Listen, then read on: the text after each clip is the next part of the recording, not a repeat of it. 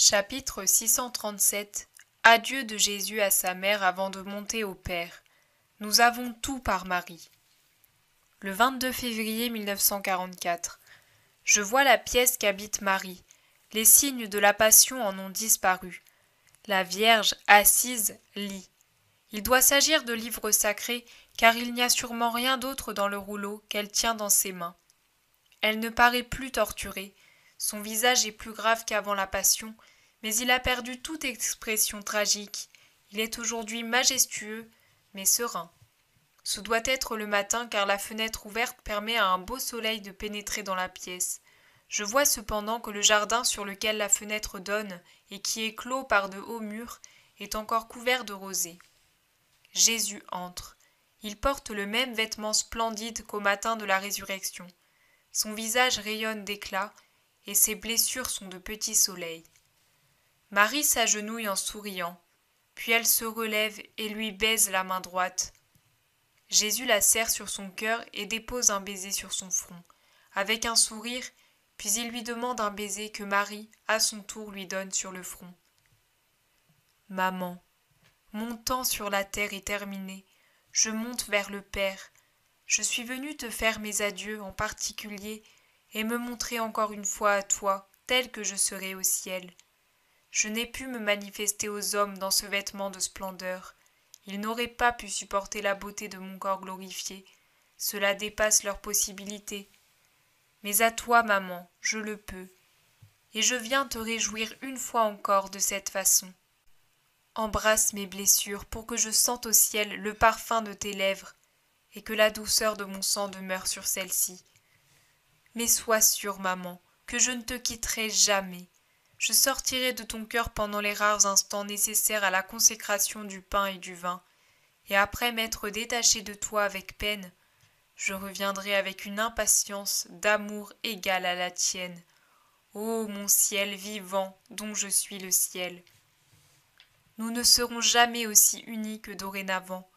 J'ai été tenue loin de toi et empêchée de te dire combien je t'aime, d'abord lorsque j'étais un embryon, puis pendant ma petite enfance. Ensuite, j'ai été entravée par les combats de la vie et du travail, puis la mission, enfin la croix et le tombeau.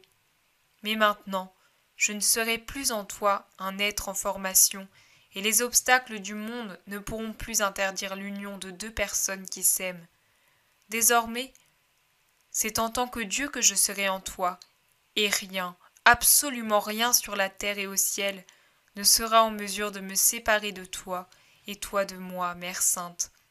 Je te dirai des paroles d'un amour ineffable, je te prodiguerai des caresses d'une douceur inexprimable, et tu m'aimeras pour ceux qui ne m'aiment pas. Par ton parfait amour, maman, tu combles la mesure de l'amour que le monde ne donnera pas au Christ. C'est pourquoi ma venue est moins un adieu que la salutation de celui qui sort un instant, comme si j'allais cueillir des roses ou des lys dans ce jardin fleuri. Mais je t'apporterai du ciel des roses et des lys bien plus beaux que ceux qui poussent ici. Je t'en emplirai le cœur, maman, pour te faire oublier la saleté de la terre qui refuse d'être saine, qui refuse d'être sainte, et pour anticiper pour toi l'aube du bienheureux paradis où tu es attendu avec infiniment d'amour. Et l'amour qui ne sait pas attendre viendra sur toi dans 10 jours. Pars-toi de ta plus belle joie, ô Mère Vierge, car ton époux vient. L'hiver est passé, les vignes en fleurs exhalent leur parfum, et l'époux chante. Lève-toi, ma toute belle, viens, mon épouse, tu seras couronnée. Il te couronnera de son feu, toi qui es sainte. Il te réjouira de son esprit qu'il infusera en toi, avec toutes ses splendeurs. Ô reine de la sagesse, sa reine qui a su le comprendre dès le matin de ta vie, et l'aimer comme aucune créature n'a jamais aimé. Mère, je monte vers notre Père, Mère bénie, sur toi repose la bénédiction de ton Fils. En extase, Marie rayonne dans cette pièce encore illuminée de la lumière du Christ. Jésus dit : Ne vous demandez pas s'il m'était possible ou non de changer de vêtements. Je n'étais plus l'homme dépendant des nécessités humaines. J'avais l'univers comme escabeau sous mes pieds, et toutes les puissances me servaient. Alors si, quand j'étais l'évangélisateur, j'ai pu me transfigurer sur le mont Tabor, n'aurais-je pas pu, une fois devenu le Christ glorieux, me transfigurer pour ma mère? Ou plutôt, me changer pour les hommes et lui apparaître à elle tel que j'étais désormais? Divin, glorieux, transfiguré, non plus l'homme que je montrais à tous, mais celui que j'étais en réalité. Ma pauvre mère m'avait vu défigurée par les souffrances. Il était juste qu'elle me voie transfigurée par la gloire. Ne vous demandez pas si je pouvais être réellement en Marie. Si vous dites que Dieu est au ciel, sur la terre, partout, comment pouvez-vous douter que je puisse être en même temps au ciel et dans le cœur de Marie qui était un ciel vivant? Si vous croyez que je suis dans le sacrement de l'Eucharistie, enfermé dans vos ciboires, pourquoi douter que je sois dans ce ciboire très pur et très ardent qu'était le cœur de ma mère? Qu'est-ce que l'Eucharistie? C'est mon corps et mon sang unis à mon âme et à ma divinité. Eh bien, quand elle me portait, qu'avait-elle d'autre dans son sein? N'avait-elle pas le Fils de Dieu, le Verbe du Père, avec son corps, son sang, son âme et sa divinité? Si vous m'avez, n'est-ce pas parce que Marie m'a eu et m'a donné à vous après m'avoir porté 9 mois? Eh bien, de même que j'ai quitté le ciel pour demeurer dans le sein de Marie, j'ai choisi au moment de quitter la terre le sein de Marie pour ciboire. Et quel ciboire, quelle cathédrale pourrait être plus beau et plus saint que celui-là? La communion est un miracle d'amour que j'ai fait pour vous. Mais au sommet de mon dessein d'amour rayonnait la pensée d'amour infini que j'allais pouvoir vivre avec ma mère et la faire vivre avec moi jusqu'à ce que nous soyons réunis au ciel. C'est pour la joie de Marie que j'ai accompli mon premier miracle à Cana de Galilée.